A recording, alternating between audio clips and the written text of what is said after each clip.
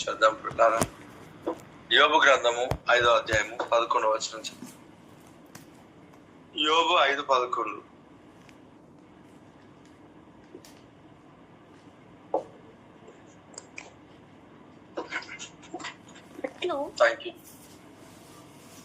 అట్లు ఆయన దీనులను ఉన్నత స్థలములలో ఉంచును, దుఃఖపడు వారిని క్షేమమునకు లేవనెత్తును.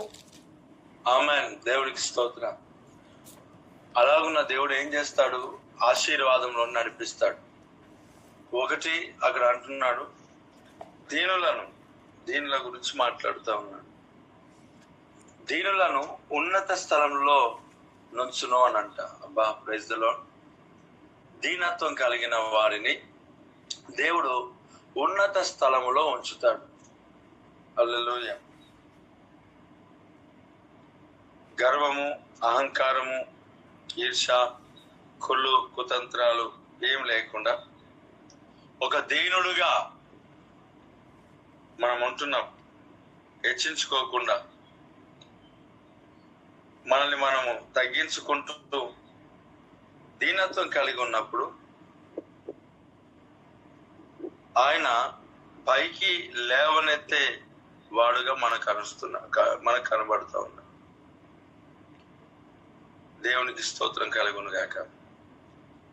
ఆ దేవుడు దీనులను పైకి ఎత్తుతాడంట.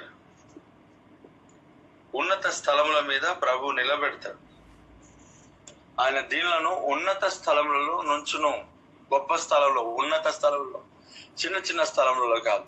దీనత్వం కలిగి ఎవరైతే జీవిస్తున్నారో, దీనులుగా ఎవరైతే ఉంటున్నారో వారిని దేవుడు ఉన్నత స్థలములలో ఉంచుతాడు. పై స్థలములలో, గొప్ప స్థానములో. కాబట్టి మనకు దీనత్వం అవసరం. ఆత్మలో కపటం లేకుండా మనం జీవించాలి. దీనులముగా మనం ఉండాలి. దేవునికి స్తోత్రం. రెండవ మాట అక్కడ చెప్తా ఉన్నాను. ఒకటి, దీనులను ఉన్నత స్థలముల మీద ఉంచుతాడంట.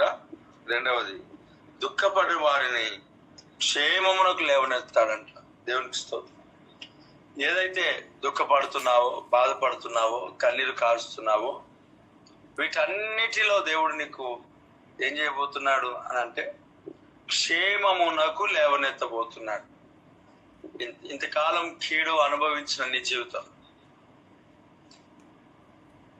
ఇప్పుడు ఇక మీదట దేవుడు మేలు చేయబోతున్నాడు.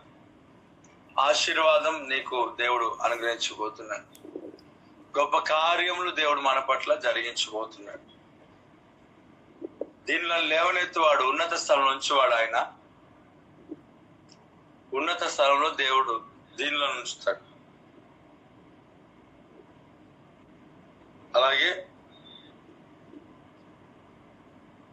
దుఃఖపడు వారికి దేవుడు క్షేమమును అనుగ్రహిస్తాడు. క్షేమముగా లేవనెత్తుతాడు. కాబట్టి ఈ మాటలు దేవుడు మన జీవితంలో స్థిరపరచును గాక. క్షేమమునకు లేవనెత్తాడు. దుఃఖపడు వారి క్షేమమునకు. కాబట్టి ఈ దినంలో కావలసిన వాగ్దానం, వర్తమానం లైఫ్ టైం ప్రామిస్. అది ఏదైనా సరే లైఫ్ టైమే. వ్యాలిడిటీ, ఎక్స్పైరీ డేట్ ఏం లేదు దేవుని వాక్యానికి. ఆకాశము భూమి గతించినను నా మాటలు ఎప్పుడు గతింపవు అంటాడు. కాబట్టి ఈ మాటలు నీ జీవితంలో, నా జీవితంలో నెరవేర్చబడుతుంది. యేసు నామములో ప్రభా, వాక్యం మా జీవితంలో స్థిరపరిచి బలమైన కాలు చూసి నిలబెట్టు. యేసు నామములో అడుగుచున్నాను. ఆమేన్. ఆమేన్.